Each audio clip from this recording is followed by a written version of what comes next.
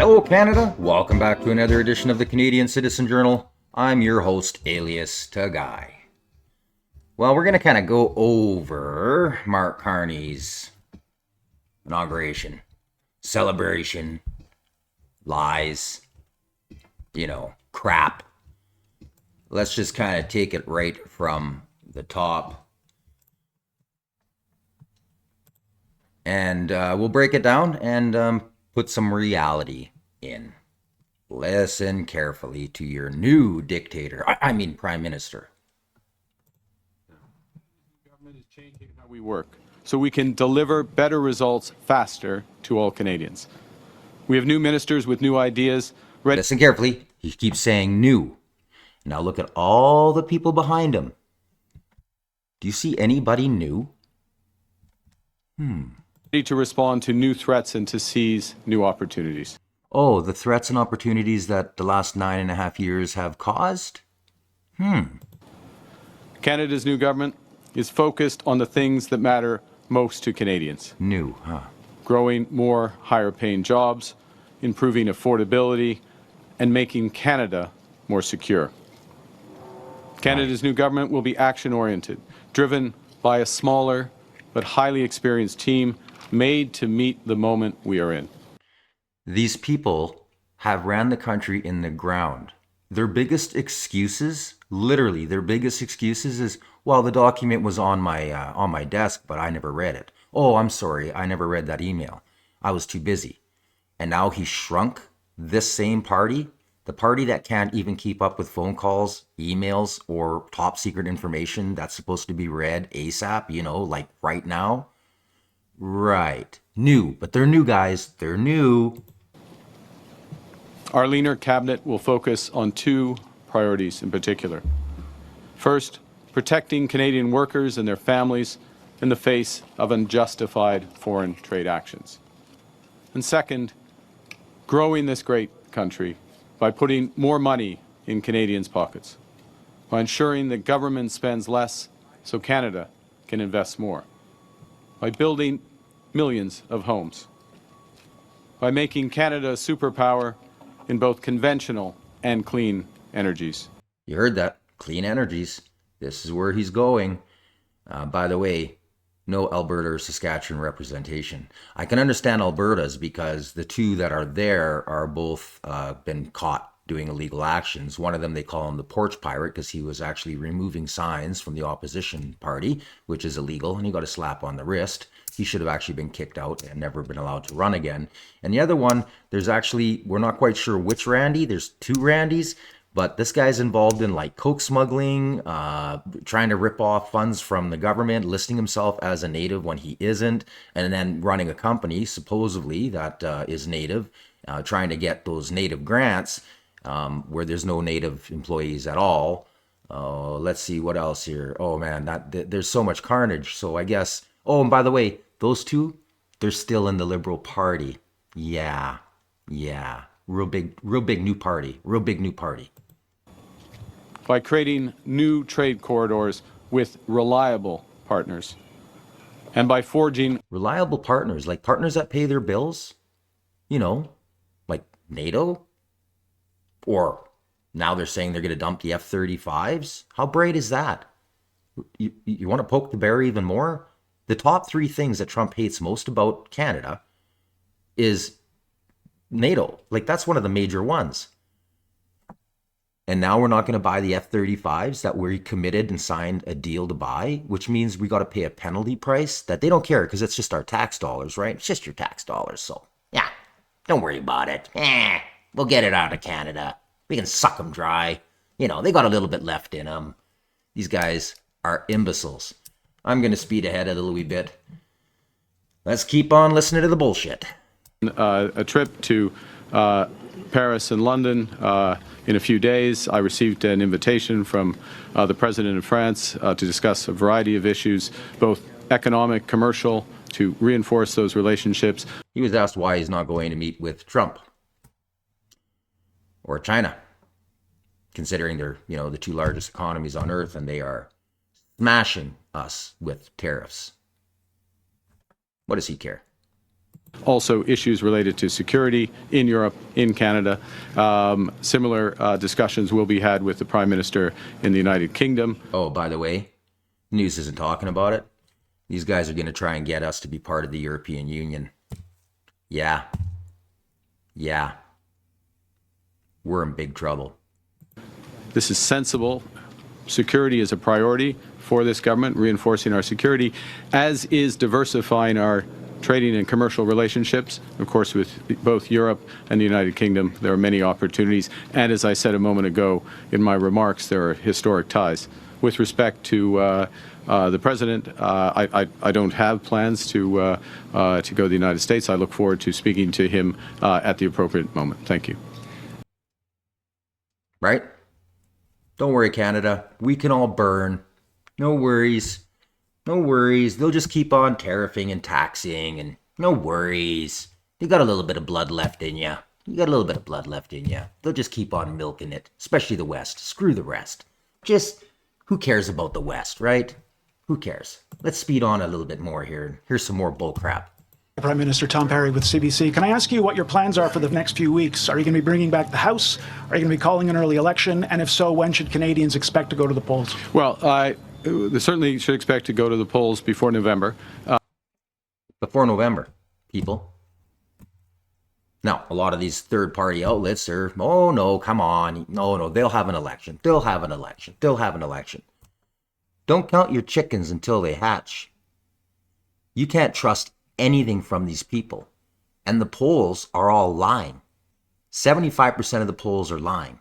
When they say that the Liberals are going to win the majority of seats in Alberta, do you think you can honestly trust that poll? Do you? Look at these smartasses laughing in the background about the election. Do you think they care about you? Do you think they care about democracy? The news today is behind me. He doesn't want to talk about it. He just doesn't answer questions. This is a dictator. And the media isn't pushing on it. An exceptional group of individuals who are serving Canada, united, focused cabinet, focused on action, focused on the issues for Canadians. We are, as I said a moment ago, we will be going to take some decisions which directly meet some of the objectives. Yeah, we're just going to move on. What else you got for lies? Radio Canada. Pleased to meet you. You don't have a minister from Alberta. Do you think this is because you intend to run in an Albertan riding yourself? Is that why? Well, you're quite right. I did grow up in Alberta. I launched my campaign in Edmonton. It's not the time. You remember that? The one where he wouldn't let media in unless they were part of the propaganda arm. He kicked out credited journalists. He even kicked out one that represents the parliament in Alberta, very high up the food chain. Should have been in there. No, kick them all out. Zilch on the media about it. That's a dictator. Time now to announce where I intend to run. Next question, please. I'm complimenting the journalist from Radio Canada, and I would like to compliment the very existence of Radio Canada. And just kiss that French Radio Canada's butt. Oh, yeah. I'd like to reinforce that my government would be reinforcing. Oh, yeah, he's got to make sure he lets everybody know in the media, those that are getting paid by our corrupt government, we're going to make sure you get your money and more. Because after all, they're trying to put it into law now, and they want to double the amount. Skip the $1.5 billion. Let's go $3 billion a year. Oh, and then it's got to keep up with the economy. So they're going to do that every year. That way they've got their media bias signed into law. That is literally the death note to our nation. When the other party, the Conservatives, have said for 3 years they're going to get rid of it. And Poilievre, since he got in, has said definitely he will end all funding to media because it shouldn't be biased and the government should not be paying them because it is undemocratic. And who is the media hammering and lying about? The Conservatives, because they're going to lose their check. They're going to lose that tax dollar that they keep squeezing out of every one of us Canadians to keep the propaganda arm for these imbeciles going. Can't make this shit up. You just can't make it up. It goes back to Canadian identity, culture. This is away from the news, but the broader sense. So I'll finish the answer. I compliment the question. She's recognizing that I grew up in Alberta. I launched my campaign in Alberta. I'm just reinforcing today. Today, the story is behind me, and there will be more news. So he never answered the story. Nobody knows where he's even going to run. I'd like to see him run in Alberta. Oh, considering the polls are saying they're going to win a majority of the seats in Alberta, why not, right? He should run in Alberta. Anybody want to make a soft wager on that? Interesting. I don't think he's going to run in Alberta. I don't think so. Let's move on to some more complete verbal diarrhea. William Piper with Global News. I understand that your assets have been put into a blind trust. I wanted to ask you, what is the value of the assets and where did they come from? How can Canadians know that there's no conflict of interest if they don't know where the assets come from? That's an odd question. That's an odd question. This is what he said. This is like the 10th time I've heard him say it in days. That's an odd question. No, it is a really good question that should be answered. And she even lobbed it like a big old beach ball at him, nice and soft and easy for him to give an actual answer, because this is what we know. And I'll read a little bit of it off to you.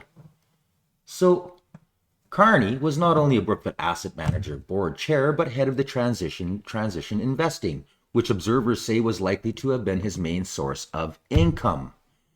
In his role as lead of transition investing, Carney led co-efforts to raise capital for two major clean energy funds, Global Transition Fund and the Second Global Transition Fund. He was also in the process of raising money for a new fund, the Catalytic Transition Fund, when he cut ties with Brookfield in January to run from the leadership race. And again, previous episodes, the GVANs, the second that the American administration started to investigate them, he quit and he said, I'm going to run for the Liberal Party. This all went down in less than 8 hours. This is corruption at the highest level. He's now your prime minister.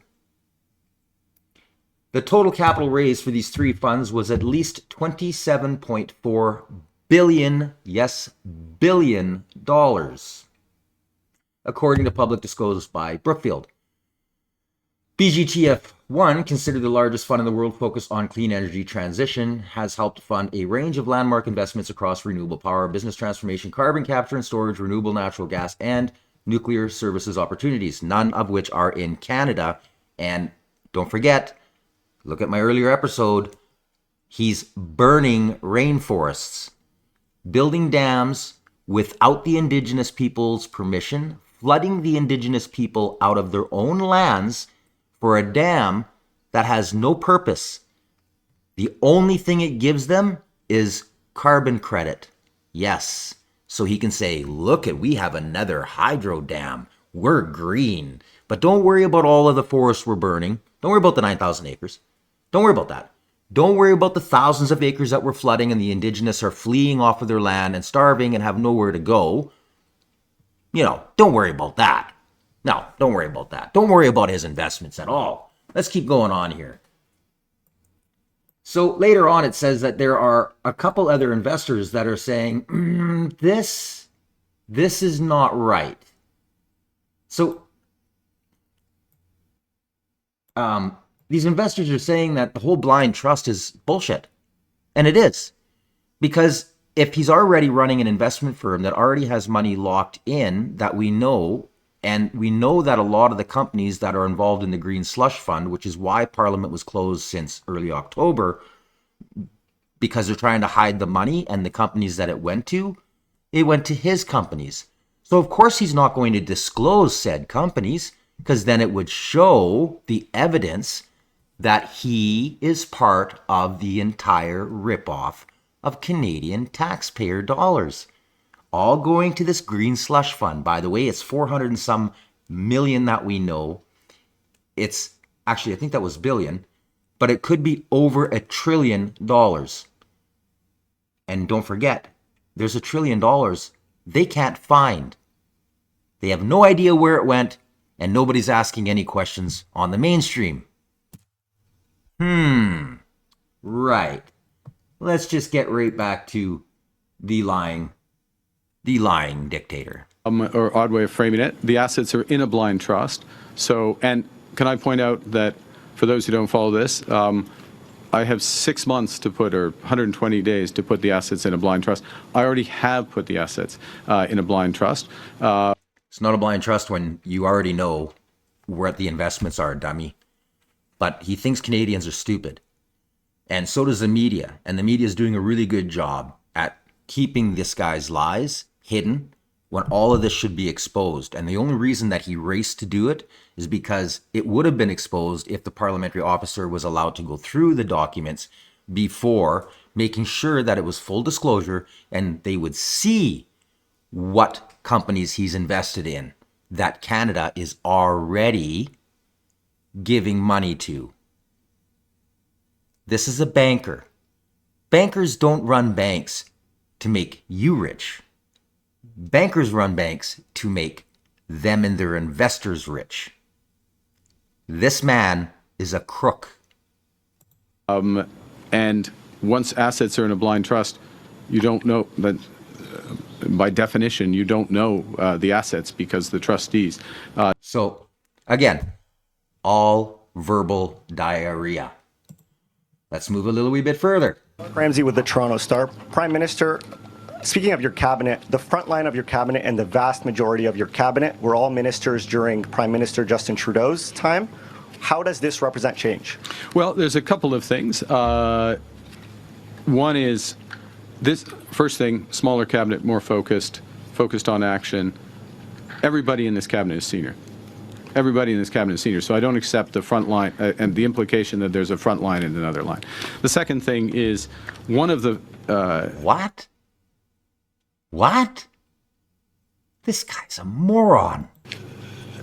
Top issues, of course, is the crisis with respect to the United States and the opportunity with respect to trade diversification. So keeping together those individuals who have been on, and now I'm going to use your term, the front line, but the front line in a commercial battle, keeping together those individuals so that we are seamlessly addressing these issues and seizing the opportunities was very important to us, and that's reflected in the cabinet. But of course, I think he has the exact same writer that Trudeau does. Oh, right. They all work for the WEF. That's right. They all got the same writers. Let's move on a little bit further. Now, this is at the end of the clip. Keep an eye on the left-hand side and tell me, who's the lady walking over being really good friends with one of these MPs? To the Executive Council. Now, would that be Rosie, the biggest blasphemer on CBC? I blew it up and I'm having a really hard time confirming it, but it sure looks like Rosie. Interesting. The new government in this country under Mark Carney. No surprise, and as I bring in Andrew No Thompson surprise. here to wrap up this coverage today, I also want to thank Lord. None at all. Now, listen to the CTV's coverage. Just listen to this crap.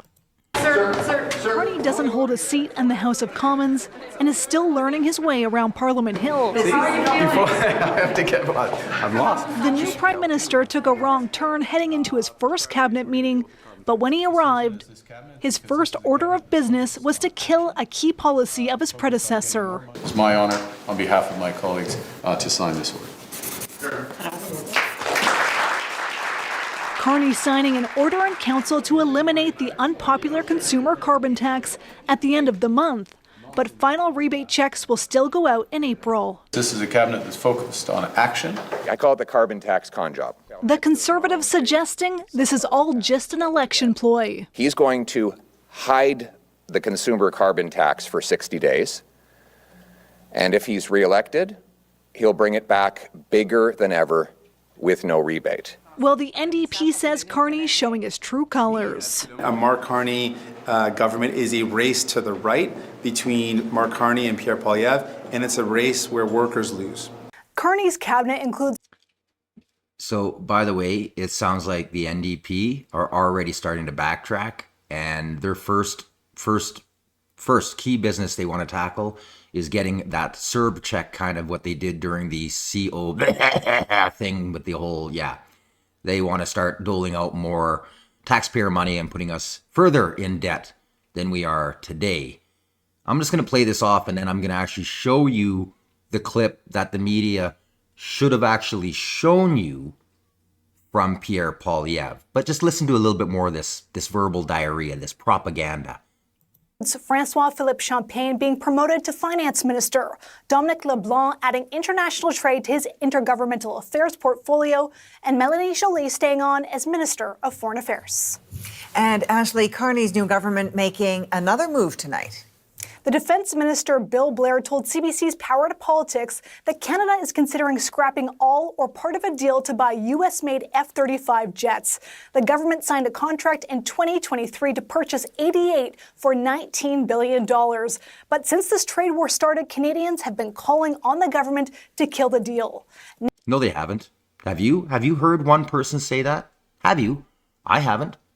I just know that there's been 20 CF-18s that have fallen out of the sky because they're complete antiques, wore right out and built by a shitty manufacturer right here in Canada. Again, the Laurentian elite, and they don't make the parts anymore. Funny how companies do that. And they're usually the worst of the worst companies that do that. And by the way, of those 20, and it's more than 20, we just don't know of them all, none of them were in combat.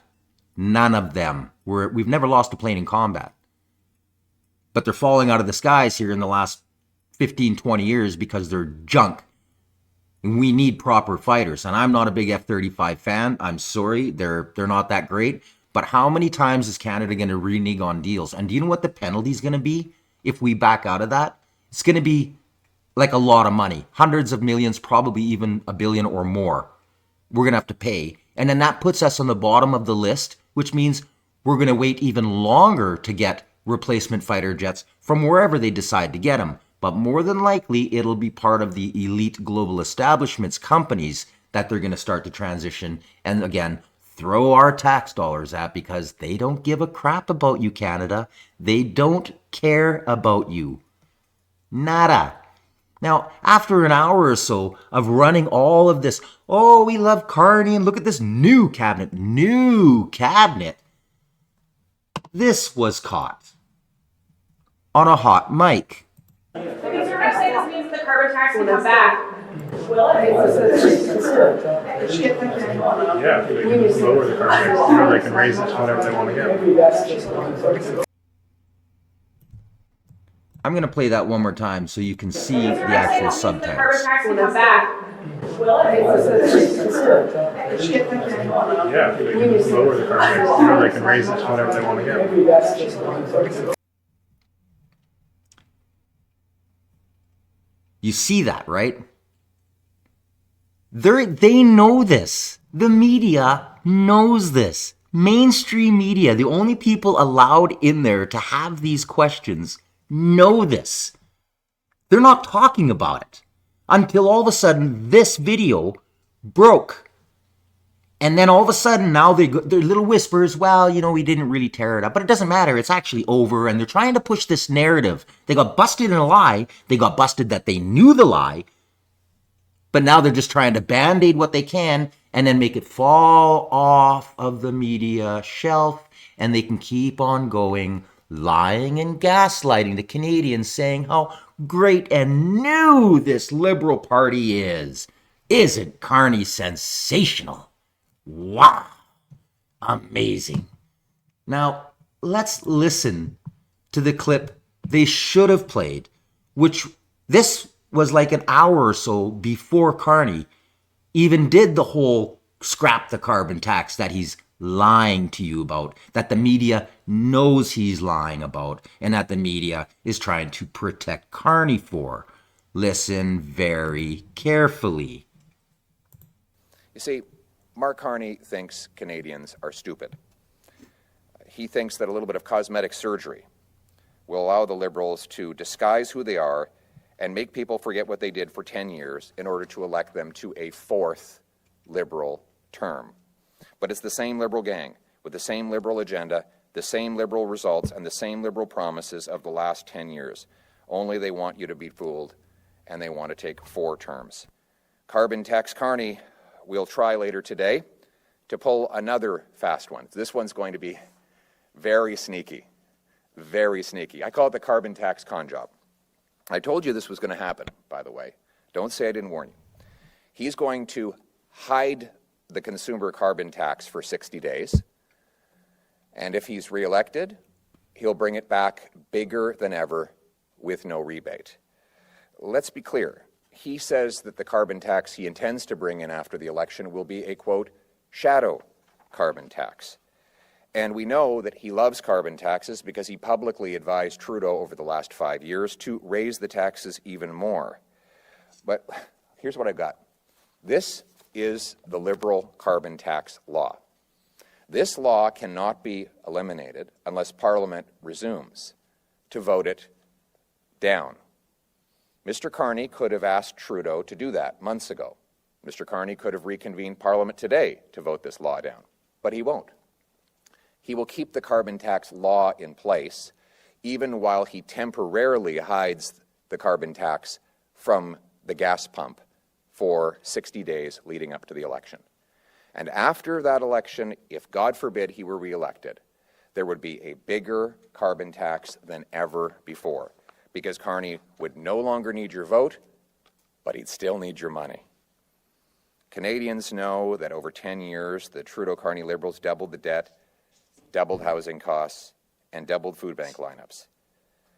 They've made us weak facing the Americans. Giving the Liberals a fourth term will not change any of that. If you cannot afford food or a home after 3 terms of Liberals, nothing will change after 4. And he's absolutely correct. And this is the scam that they're doing, because they don't want people to actually see the huge drop in prices that would happen if the carbon tax was really scrapped. And it'll take time for the economy to level itself and all those prices to come down. So what they were trying to do is they're going to lie to you, and they're going to keep certain parts and aspects in place. In doing so, that money line will stay the same. Then when they put the new bill forward and they bury the carbon tax further up the food chain, and then they say, okay, now the whole tax is gone, we removed it, you won't actually see a lowering in prices. You'll see the prices start to go up because what he wants to do, Carney wants to do, is even worse. It's an even higher tax, hidden, buried, so you don't see it. And then say, see, the carbon tax didn't raise any of the prices, even though everybody knows, proof is in the pudding, every raise that the carbon tax went up, the price variant changed between the common denominator, which is we use the United States price index with ours, and everything kept going up. And if you know any truckers or grocers, which I know tons of these people, they all tell me this tax is killing them. It is taking away huge dollars out of their company because they're trying to maintain a civil cost all the way up the food chain, and they don't want to lose their work. This is how the carbon tax works, people. It's a corporate takeover. They're taking Canadian jobs, Canadian companies, and gifting it to huge corporations who will then come in, rehire the same people at a lower rate of income while they make huge profits off of the shares and dividends. It's a scam. Let's move on.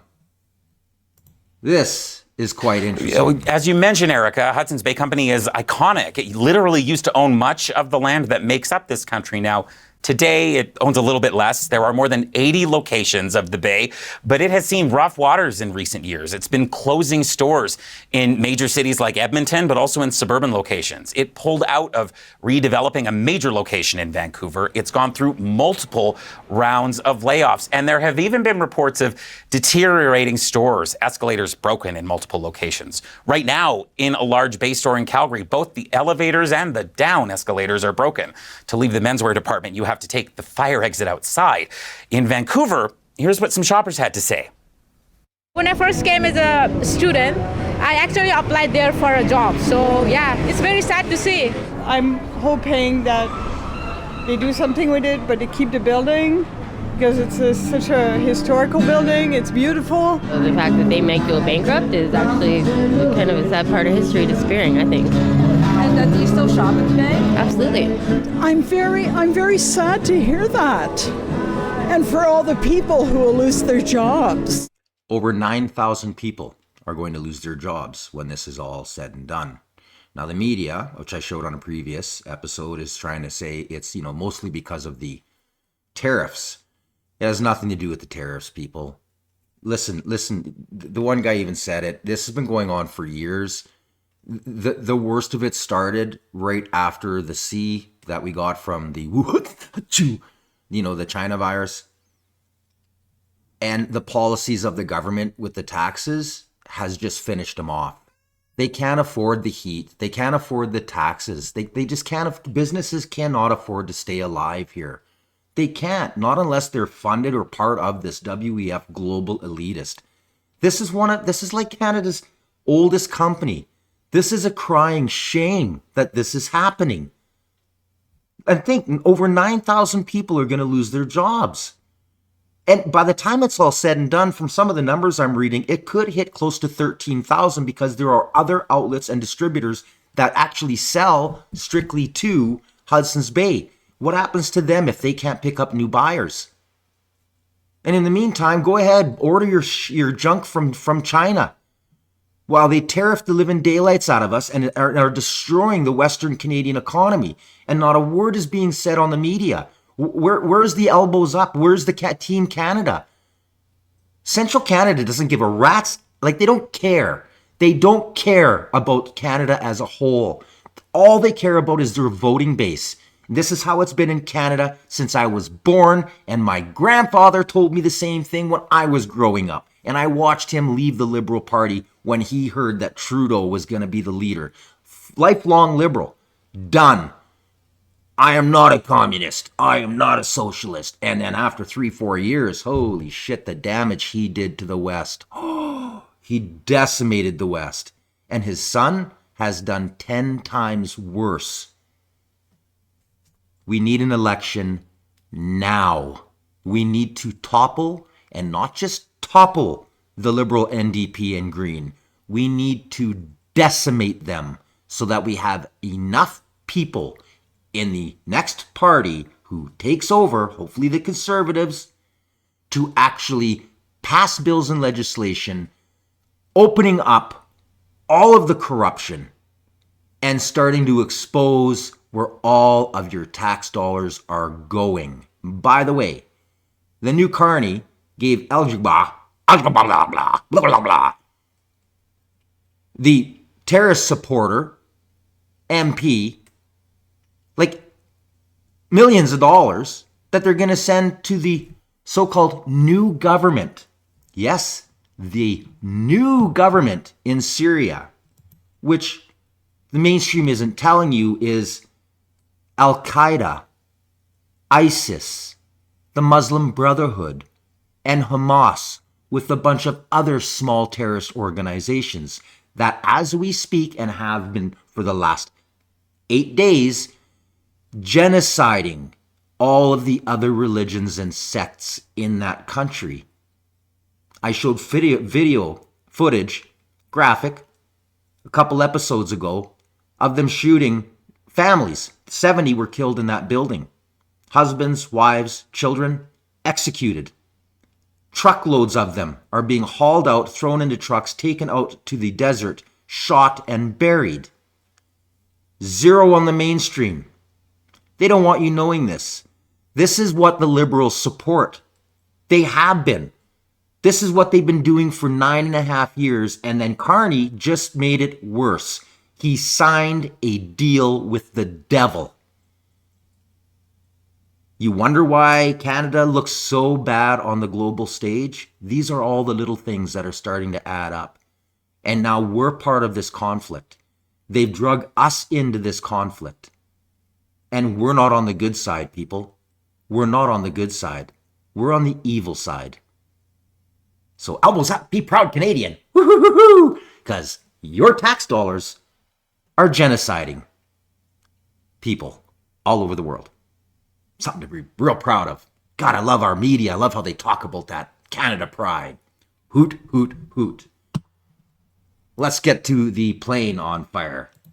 Dramatic scene at a U.S. airport. Oh my gosh. An American Airlines plane bursting into flames after landing in Denver. Passengers climbing onto the wing as smoke surrounded the plane. It is a little disturbing to see almost maybe 50 or 70 people standing on that wing.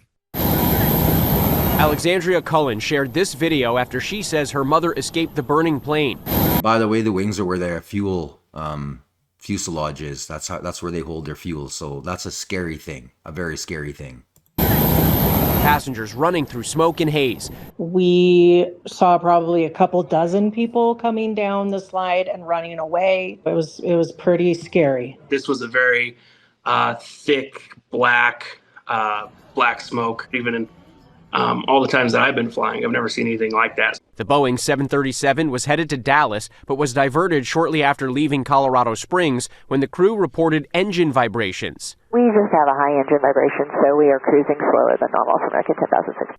The plane touching down safely in Denver, but the engine caught fire as the plane was taxiing. Mayday, mayday, mayday.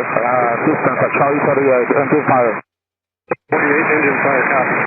All 172 passengers and 6 crew members evacuated. 12 passengers had to be taken to the hospital. This was a situation involving a mechanical malfunction of the engine in flight. Fortunately, the crew did exactly the right thing and got the airplane on the ground. A series thank God they were of recent crashes in Washington, Philadelphia, and Toronto, and other close calls have rattled air travelers. Ticket sales are down. Delta's CEO recently saying a renewed fear of flying has caused a lot of shock. But experts remind us flying is still one of the safest ways to get anywhere. This actually shows. Well, it just does not look good for the airline industry the last 6 months. A lot of people are scared, and you can't blame them with what's going on. Well, you guys, I'm going to call that an episode. I hope you enjoyed today's. Hope I got you up to date. Make sure that you like, share, and subscribe. Until next time, you've been watching the Canadian Citizen Journal. I'm Alias Tagay.